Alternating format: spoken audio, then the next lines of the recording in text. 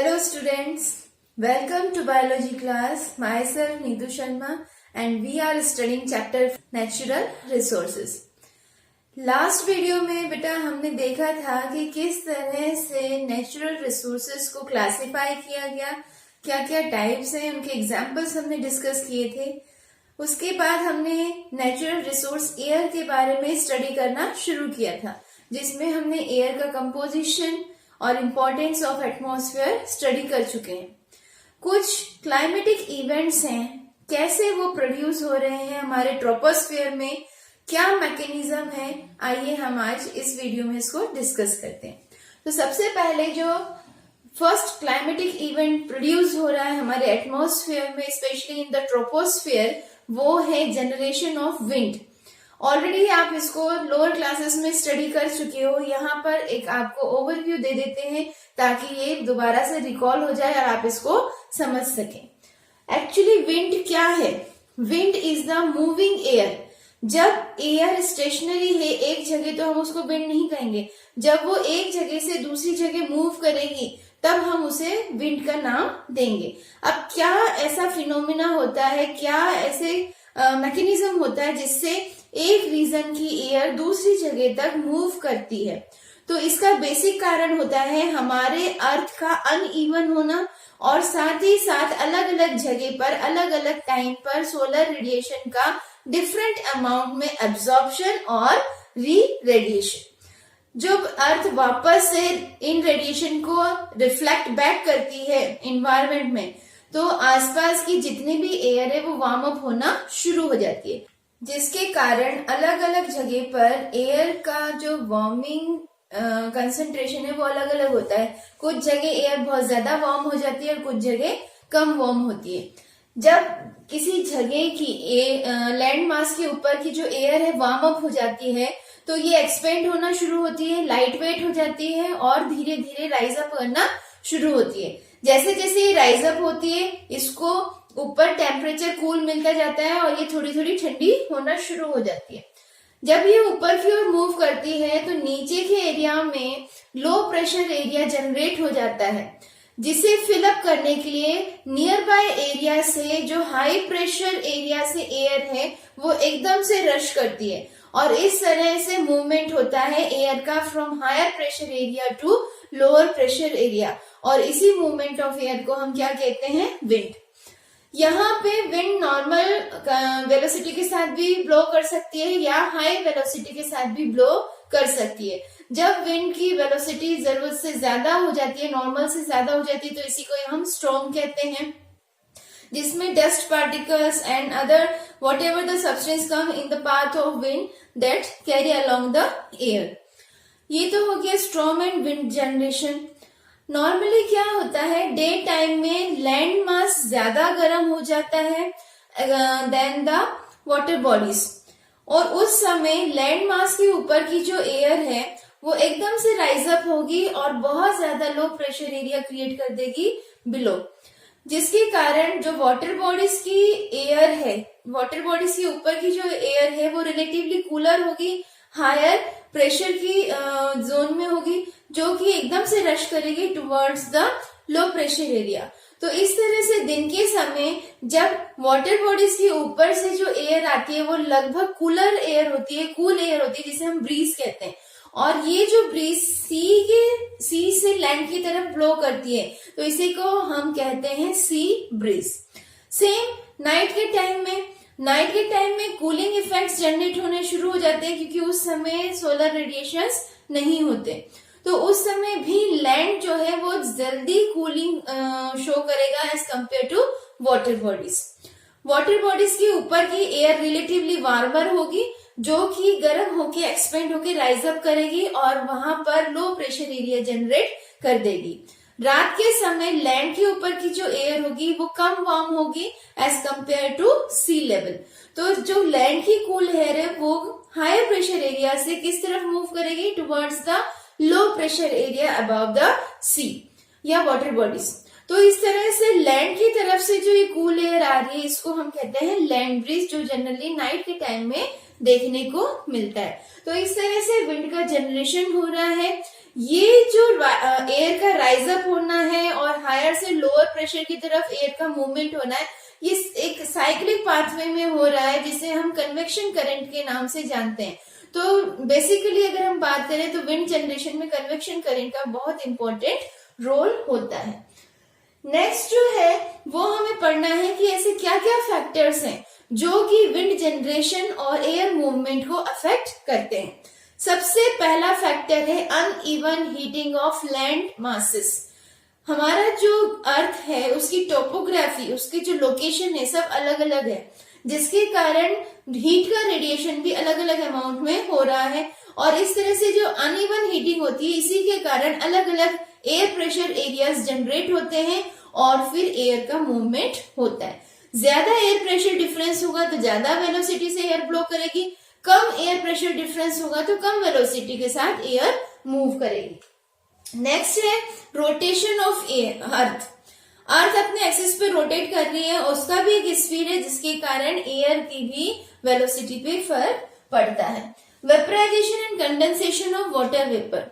ज्यादा heat radiation होने के कारण वाटर वेपर्स का जो अमाउंट है वो भी ज्यादा क्रिएट होता है, ज्यादा कंडेंसेशन होना शुरू हो जाता है जो कि अल्टीमेटली क्लाउड के फॉर्मेशन में रिजल्ट करता है और रेनफॉल करवा देता है, जिसके कारण टेम्परेचर कई हद तक कंट्रोल में आ जाता है।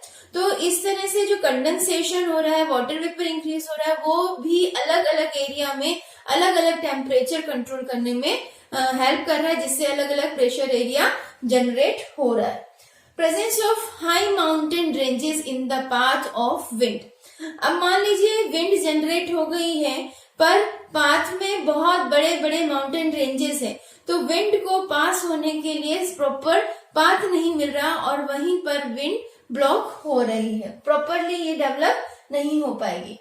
इसके अलावा दिन के समय और रात के समय लैंड और वाटर बॉडीज का अलग अलग अमाउंट में गर्म होना और अलग अलग अमाउंट में कूल होना, ये भी कहीं ना कहीं विंड जनरेशन में अफेक्ट करता है। नेक्स्ट जो फिनोमिना है, नेचुरल फिनोमिना जो कि ट्रोपोस्फियर में देखा जाता है, वो है क्लाउड एंड रेनफॉल।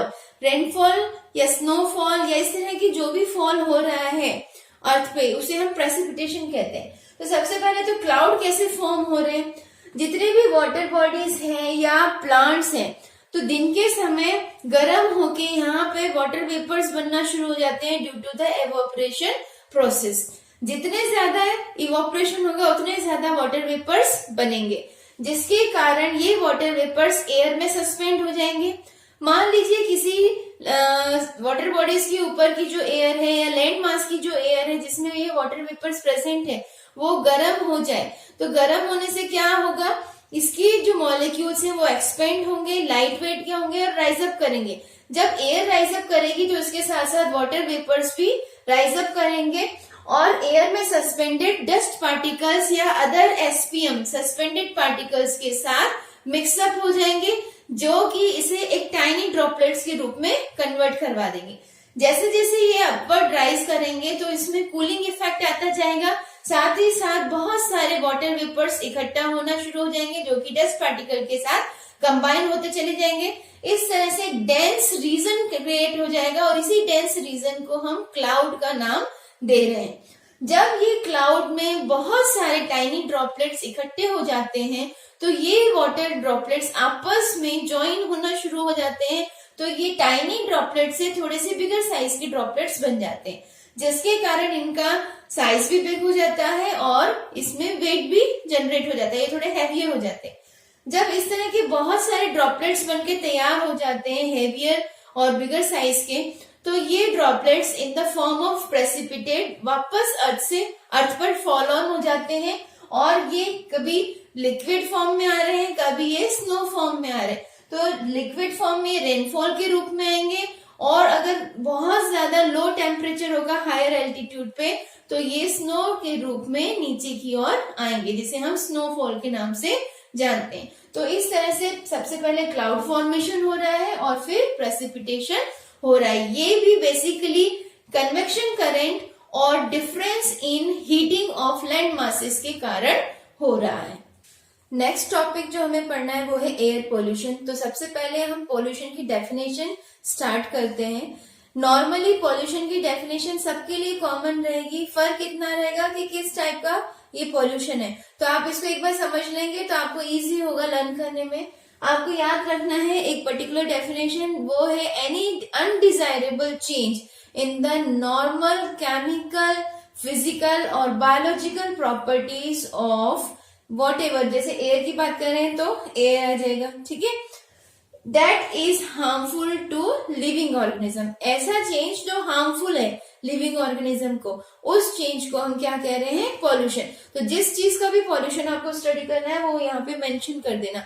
अगर हम एयर लिखेंगे तो एयर पॉल्यूशन की बात करेंगे, वाटर लिखेंगे तो वाटर पॉल्यूशन की बात करेंगे, सॉइल लिखेंगे तो सॉइल पॉल्यूशन की बात करेंगे। तो एक कॉमन सा पॉल्यूशन की डेफिनेशन है जिसे आप सभी में फिट कर सकते हो।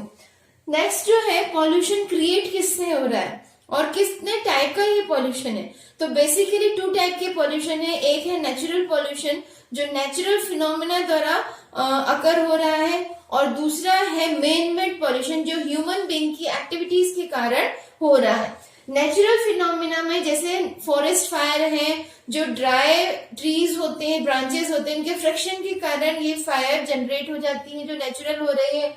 स्टॉर्म, हाई वेलोसिटी की जो विंड होती है वो अपने साथ बहुत सारा डस्ट पार्टिकल और बहुत सारे एसपीएम सस्पेंडेड पार्टिकुलर मैटर को भी कैरी करती है जो एक तरह से पॉल्यूशन क्रिएट करता है। वॉल्केनिक इरप्शन, वॉल्केनिक इरप्शन जब होता है तो एकदम से हीट जनरेट होती है जिससे कि मिनरल्स तक पिघल जाते हैं जो मोल्टन स्टेट में बाहर आते हैं, और उसके कारण बहुत सारा फ्यूम्स, स्मोक, सूट ये भी बाहर आता है जो कि पॉल्यूशन का एक कारण है। पोलन ग्रेन्स, जो फ्लावर के एंथर में से पोलन स्प्रेड होते हैं एयर में, that is also causing pollution, air का पॉल्यूशन क्रिएट करते हैं, बहुत एलर्जिक होते हैं ये कई लोगों को। मैन मेड अगर हम बात करें जिसमें ह्यूमन एक्टिविटीज के कारण पॉल्यूशन हो रहा है तो उसमें बहुत सारे ह्यूमन एक्टिविटीज हैं, जैसे बर्निंग ऑफ फॉसिल फ्यूल, जितने भी ऑटोमोबाइल्स या व्हीकल्स हम यूज करते हैं उसमें डीजल पेट्रोल की बर्निंग होती है जो कि एक प्राइम सोर्स है सल्फर डाइऑक्साइड और नाइट्रोजन डाइऑक्साइड का, that are the pollution creating gases. Industrial emission होता है, अलग अलग काइंड की इंडस्ट्रीज हैं, कुछ केमिकल इंडस्ट्रीज हैं जहाँ पे कंबशन, बर्निंग ये सब प्रोसेस होती है, तो वहां से भी बहुत डिफरेंट टॉक्सिक केमिकल्स का गैसेस एमिट होती है एयर में। माइनिंग, जो कोल माइनिंग है उसमें डस्ट, सैंड वगैरह ये सब एयर में सस्पेंड हो जाता है जो कि बना रहता है लाइट वेट होने के कारण। कंस्ट्रक्शन में सीमेंट्स वगैरह, स्टोन क्रशिंग होती है तो उसके छोटे छोटे जो पार्टिकल्स उड़ते हैं वो भी एयर में सस्पेंड हो जाते हैं। Again it is a prime pollutant and cause allergies. तो इस तरह से ये पॉल्यूशंस हैं जिसको कैटेगराइज कर दिया गया into natural and man made pollution. Air pollutant की बात करते हैं तो पॉल्यूटेंट क्या है, पॉल्यूटेंट कुछ एजेंट्स हैं जो पॉल्यूशन क्रिएट करते हैं, और एयर पॉल्यूटेंट क्या होंगे, ऐसे एजेंट्स जो एयर में पॉल्यूशन क्रिएट करते हैं। तो यहाँ पे भी हमने इसको 2 कैटेगरीज में स्टडी किया है। पहला है गैसियस पॉल्यूटेंट और दूसरा है एसपीएम। गैसियस पॉल्यूटेंट की बात करें तो इसमें डिफरेंट गैसेस आएंगी जो कि हार्मफुल है, टॉक्सिक है और एलर्जिक है, जिसमें सबसे प्राइम है कार्बन मोनोऑक्साइड जो कि एकदम फैटल है, कार्बोक्सी हीमोग्लोबिन कॉम्प्लेक्स बनाती है हमारे हीमोग्लोबिन के साथ और ऑक्सीजन की सप्लाई को ब्लॉक कर देती है जिससे किसी भी ह्यूमन की डेथ हो सकती है when one is come under the influence of large amount of carbon monoxide. Sulphur dioxide and nitrogen dioxide fossil fuel के बर्निंग के कारण प्रोड्यूस हो रहे हैं जो कि एसिड रेन वगैरह में हेल्प करते हैं फॉर्मेशन में। मीथेन, ये ऑर्गेनिक मैटर के डिकम्पोजिशन के कारण ये गैस प्रोड्यूस होती है। वैसे तो ये कंबशन में यूज हो रही है, गुड फ्यूल है, पर एक्सेसिव अमाउंट जो है इसका ये एज अ पॉल्यूटेंट बन रहा है। अमोनिया, ये भी एक्सेसिव अमाउंट में अगर प्रेजेंट है तो ये भी एक पॉल्यूटेंट की तरह बिहेव कर रही है। हाइड्रोजन सल्फाइड है, हाइड्रोजन साइनाइड है, ये दोनों ही टॉक्सिक गैसेस है। क्लोरीन गैस जो है ये ओजोन डिप्लेशन का काम कर रही है। Excess of carbon dioxide, carbon dioxide normally plants use कर रहे हैं पर बहुत ज्यादा अमाउंट जब हो जाता है कार्बन डाइऑक्साइड का तो ये भी फोटोसिंथेसिस रेट को रिड्यूस कर देती है और बहुत सारे साइड इफेक्ट्स भी क्रिएट करती है। जैसे ग्रीन हाउस जो गैस है ये कार्बन डाइऑक्साइड है, ट्रैपिंग कर रही है सोलर एनर्जी की, जिसके कारण ये पॉल्यूटेंट की तरह बिहेव कर रही है। एसपीएम का फुल फॉर्म होता है सस्पेंडेड पार्टिकुलेट मैटर। ऐसे पार्टिकल्स जो एयर में सस्पेंडेड ही रहते हैं, लाइट वेट होने के कारण ये सेटल नहीं होते। तो जब एयर को हम इनहेल करेंगे तो हमारे इनहेलेशन में ये पार्टिकल्स भी हमारे अंदर पहुंच जाएंगे, हमारी स्किन पे ये पहुंच जाएंगे, एयर के कांटेक्ट में आने के कारण हमारी आईज में पहुंच सकते हैं, जो different kind of diseases create कर सकते हैं। स्मोक इसकी कैटेगरी में आता है। डस्ट आपको पता है, सूट होते हैं अनबर्न्ड कार्बन पार्टिकल्स। जब कभी किसी भी सब्सटेंस का इनकम्प्लीट कंबशन होता है तो पीछे रेसिड्यू बचता है जो कि अनबर्न्ड कार्बन पार्टिकल्स के फॉर्म में होता है, जिसे हम सूट कहते हैं। पोलन ग्रेन्स अगेन अगर किसी लिविंग ऑर्गेनिज्म स्पेशली एनिमल्स या ह्यूमन बीइंग के ब्रीदिंग सिस्टम में इंटर कर जाता है तो ये एक तरह से एलर्जेंस का काम करता है और एलर्जीज क्रिएट करता है। फ्लाई ऐश, कोई भी जली हुई चीजों की जो रेसिड्यूज हैं, दैट इज फ्लाई ऐश, जो कि लाइट वेट होने के कारण एयर में ही सस्पेंडेड रहते हैं। इसके अलावा सीमेंट बनाने की जो प्रोसेस है, ग्लास बनाने की जो प्रोसेस है, उसमें सिलिका यूज होता है, उसके भी पार्टिकल्स वेपोराइज होकर हमारे एयर में या छोटे छोटे पार्टिकल्स के रूप में हमारे एयर में सस्पेंडेड होते हैं। लेड पेट्रोल में ऐड किया जाता है ताकि पेट्रोल की एफिशिएंसी को इंक्रीज कराया जा सके। तो जब पेट्रोल बर्न होता है तो इस लेड के भी वेपोराइज फॉर्म एयर में प्रेजेंट हो जाते हैं, जो सीधे हमारे नर्वस सिस्टम को डैमेज कर सकते हैं। सीमेंट, स्टोन क्रशिंग, इसके जो भी पार्टिकल्स हैं वो भी एयर में सस्पेंडेड होते हैं और ये एलर्जीज क्रिएट करते हैं। सल्फर के ट्रेस अमाउंट, जैसे रबर वगैरह बनाते हैं तो उसमें सल्फर ऐड किया जाता है ताकि रबर को और थोड़ा सा हार्ड कर दिया जाए, वल्कनाइज्ड कर दिया जाए। तो उस समय इस प्रोसेस में जो सल्फर के पार्टिकल्स हैं वो एयर में रिलीज हो जाते हैं। तो इस तरह से ये जो सस्पेंडेड पार्टिकल्स मैटर हैं ये ज्यादा हेल्थ को नुकसान पहुंचा रहे हैं और कहीं ना कहीं एयर में पॉल्यूशन क्रिएट कर रहे हैं।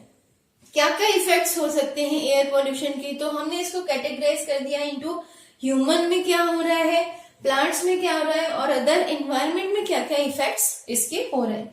ह्यूमन की बात करें तो जितने भी एसपीएम हैं वो अस्थमा, ब्रोंकाइटिस, एलर्जीज ये क्रिएट कर रहे हैं। अभी मैंने जैसे डिस्कस किया आपके साथ, तो इस तरह की प्रॉब्लम ये क्रिएट करते हैं क्योंकि इनका डायरेक्ट इंटर हमारे रेस्पिरेटरी सिस्टम में होता है। आंखों में अगर चला जाए तो आंखों की प्रॉब्लम्स, आई इरिटेशंस ये क्रिएट करने लग जाते हैं।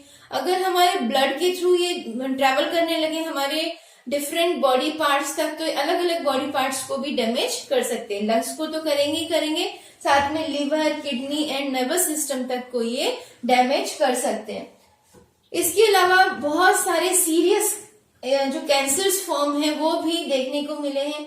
ये जो हाइड्रोकार्बन्स होते हैं जैसे क्लोरोफ्लोरोकार्बन है या डाइफ्लोरोकार्बन है या फिर टेट्राक्लोरोकार्बन है, तो ये सब हाइड्रोकार्बन्स हैं जिनके वेपराइज फॉर्म सीधे कैंसरस होते हैं। ये डिफरेंट काइंड ऑफ कैंसर्स को क्रिएट कर सकते हैं। एक्सेसिव कार्बन मोनोऑक्साइड के कारण falling of leaves and reduce growth plants में देखने को मिलती है।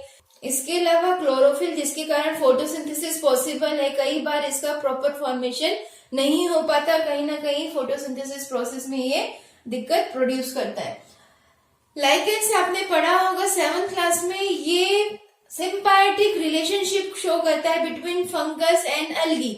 नॉर्मली ये ट्रीज की बार्क्स पे प्रोड्यूस होते हैं, ग्रेश व्हाइट कलर के होते हैं ये, जिसमें एक फंगस होता है और एक एल्गी का पार्ट होता है।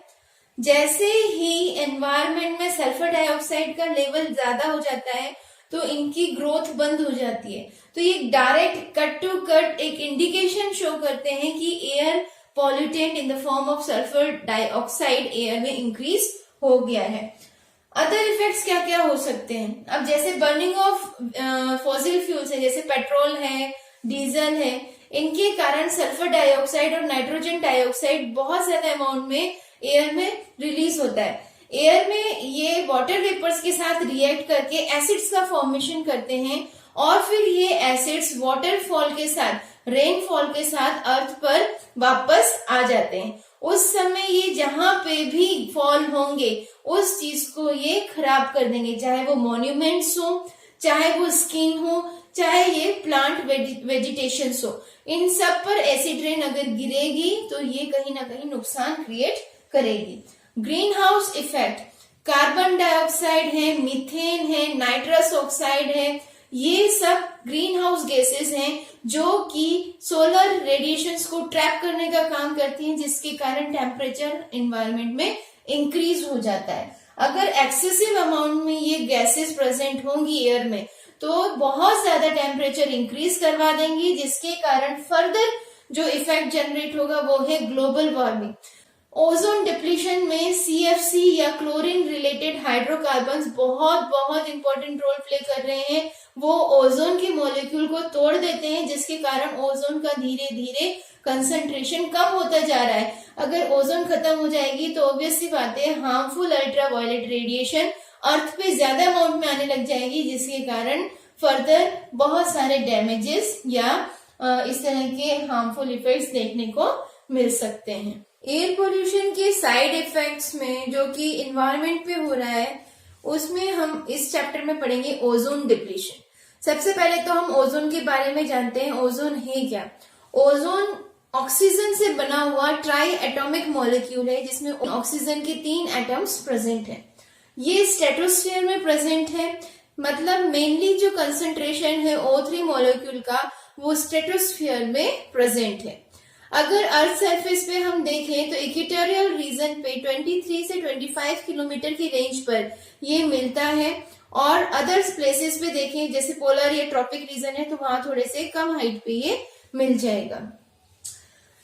जो ओजोन है वो ब्लूइश कलर का एक गैस है, जिसमें बहुत ही पंजेंट सी स्मेल प्रेजेंट होती है। ये डेडली पॉइजनस गैस है, हमारे लिए यूजफुल नहीं है। जो पार्ट एटमॉस्फेयर का है जिसपे ओजोन लेयर प्रेजेंट है वो तो आपको पता है स्ट्रेटोस्फेयर है, पर स्ट्रेटोस्फेयर में भी वो एरिया जहां पे concentration of ozone is high, तो उस एरिया को हम ओजोन लेयर कह रहे हैं, या ओजोनोस्फेयर कह रहे हैं, या ओजोन अम्ब्रेला कह रहे हैं, या फिर ओजोन शील्ड के नाम से इसको जानते हैं। इसका मेन काम होता है कि अल्ट्रावायलेट रेडिएशन को फिल्टर करना और कम से कम या यूं कहेंगे इसे ब्लॉक करना, और बहुत ही लिमिटेड रेडिएशंस को ही अर्थ पे पास ऑन करना। फॉर्मेशन कैसे ये ओजोन ऑक्सीजन से बन रहा है, तो बहुत सारे नेचुरल फिनोमिना होते हैं जैसे कि लाइटनिंग है, साथ ही साथ बहुत सारे हाई एनर्जी की रेडिएशंस हैं जैसे यूवी रेडिएशंस हैं। तो उसमें भी जब हाई एनर्जी की रेडिएशंस प्रेजेंट होती हैं तो इन चीजों से वो एनर्जी ऑब्टेन करके ऑक्सीजन जो है ये डिकम्पोज हो जाता है ऑक्सीजन एटम्स में, जिसे हम नेसेंट ऑक्सीजन के नाम से जान रहे हैं। ये nascent oxygen as it is नहीं रहता है एनवायरमेंट में, ये बहुत ज्यादा रिएक्टिव होता है, फर्दर किसी ऑक्सीजन के एटम के साथ या मॉलिक्यूल के साथ कंबाइन हो जाता है। अगर किसी और ऑक्सीजन के एटम के साथ कंबाइन होगा तो ऑक्सीजन मॉलिक्यूल बन जाएगा, और अगर ऑक्सीजन मॉलिक्यूल के साथ कंबाइन होगा तो ये बना लेगा O3 that is the ozone. Ozone hole क्या होता है? जैसे जैसे ओजोन मॉलिक्यूल्स टूट रहा है इसका कंसंट्रेशन कम होता जा रहा है। हमारे अर्थ के चारों तरफ इसकी एक लेयर है और जहां पे भी इसका कंसंट्रेशन कम हो रहा है उस एरिया में हम कह रहे हैं कि ओजोन होल प्रेजेंट हो गया। सबसे पहले जो ओजोन होल को आइडेंटिफाई और ऑब्जर्व किया था उनका नाम था फार्मन। इन्होंने 1985 में अंटार्कटिक रीजन के ऊपर ये नोटिस किया कि वहां पर ओजोन का कंसंट्रेशन रेगुलरली कम होता जा रहा है, और इस लो कंसंट्रेशन एरिया को उन्होंने नाम दिया ओजोन होल। तो फार्मन ने सबसे पहले ओजोन होल का नाम दिया था। नेक्स्ट टाइम ओजोन होल या लो कंसंट्रेशन ऑफ ओजोन को ऑब्जर्व किया था अगस्टीन ने 1987 में, और इन्होंने ऑब्जर्व किया था ये आर्टिक रीजन के आसपास। ठीक है, ओडीएस क्या होते हैं? ओडीएस का फुल फॉर्म है ओजोन डिप्लीटिंग सब्सटेंसेस, ऐसे सब्सटेंसेस या मटेरियल जो कि ओजोन मॉलिक्यूल को ब्रेक करते हैं, ठीक है, ऑक्सीजन मॉलिक्यूल्स में कन्वर्ट करवा देते हैं, तो उनसे हम कहते हैं ओजोन डिप्लीटिंग सब्सटेंस। इसके कुछ एग्जांपल्स आपको याद रखने हैं जैसे कि क्लोरोफ्लोरोकार्बन, हेलोन्स, मिथाइल ब्रोमाइड एक पेस्टिसाइड्स के रूप में यूज हो रहा था जिसके फ्यूम्स काफी हद तक मेजॉरिटी में ओजोन को डिप्लीट कर रहे थे, इसलिए प्रेजेंट टाइम में इसको बैन कर दिया गया है। मिथाइल ब्रोमाइड को हम पेस्टिसाइड्स के रूप में अब यूज नहीं करते। नाइट्रोजन ऑक्साइड, क्लोरीन गैस, ठीक है, कार्बन डाइफ्लोरो, ये जो है ये पेस्टिसाइड्स के ही फॉर्म है जो कि कहीं ना कहीं ओजोन के लिए खतरा है और ओजोन के मॉलिक्यूल को ब्रेक डाउन कर रहे थे। क्लोरोफॉर्म मेडिकल फील्ड में काफी यूज होता है और केमिकल इसका जो फॉर्मूला है वो है कार्बन टेट्राक्लोराइड। CFC मेनली कहाँ कहाँ यूज हो रहा है? एसी में, रेफ्रिजरेटर्स में, हम जो मेन है वो शेविंग फॉर्म्स यूज करते हैं, स्प्रे वाले यूज करते हैं तो वहां पे उसमें यूज होता है। जो हम परफ्यूम्स यूज करते हैं, डीओ यूज करते हैं, उनमें भी जो एरोसोल बनता है वहां पे भी ये CFC यूज होता है। इसके अलावा जेट्स वगैरह से फ्यूम्स छोड़े जाते हैं तो यहाँ से जो ये रिलीज होता है इसमें भी CFC या इस तरह के एरोसोल्स का रिलीज होना बहुत ज्यादा होता है जिससे ओजोन डिप्लीट हो रहे हैं। क्या क्या इफेक्ट्स जनरेट होता है अगर ओजोन डिप्लीशन हो जाएगा या ओजोन का कंसेंट्रेशन कम हो जाएगा? तो सबसे पहले तो यूवी रेडिएशन सीधे अर्थ पे आना शुरू हो जाएगी, बहुत ज्यादा क्वांटिटी में आएगी जिसके कारण जो भी ह्यूमन बीइंग है या एनिमल्स है उनकी स्किन कांटेक्ट में आएगी जिससे स्किन कैंसर या different kind of cancers create हो सकते हैं। आई डैमेज हो सकती है, डायरेक्ट इतनी रेडिएशंस आईज में ठीक नहीं है। आईज बहुत सॉफ्ट और डेलिकेट पार्ट है तो ये बहुत जल्दी डैमेज हो जाता है। हमारे इम्यून सिस्टम को ये वीक कर सकती है। इसके अलावा जो प्रेग्नेंट विमेन्स हैं उनके एम्ब्रियो डेवलपमेंट पे असर कर सकती है। कई बार एम्ब्रियो का जो डेथ है वो हो जाती है जिसे हम कह रहे हैं एम्ब्रियोनिक मोर्टेलिटी। तो इसका जो नंबर है वो इंक्रीज होने लग जाता है अगर बहुत ज्यादा यूवी रेडिएशन के कांटेक्ट में आएंगे। डिसीज क्रॉप होने शुरू हो जाएगी, क्रॉप में different kind of diseases create हो जाएगी। जो पहले डिसीज नहीं दिखती थी वो अब दिखना शुरू हो जाती है और इसका मेन कारण होता है म्यूटेशन। म्यूटेशन मतलब होता है change in the sequence of DNA। तो ये कहीं ना कहीं डिसीज के कारण भी बन सकता है। लॉस ऑफ एक्वेटिक लाइफ, जितने भी पानी में एनिमल्स हैं, प्लांट्स हैं, उनकी लाइफ को अफेक्ट कर सकता है। स्मोक का क्रिएशन कर सकता है। तो all these are about the air pollution and what are the different side effects produced by this pollution. That is all for today. If you enjoy the session then like the video. Till then, goodbye and be safe.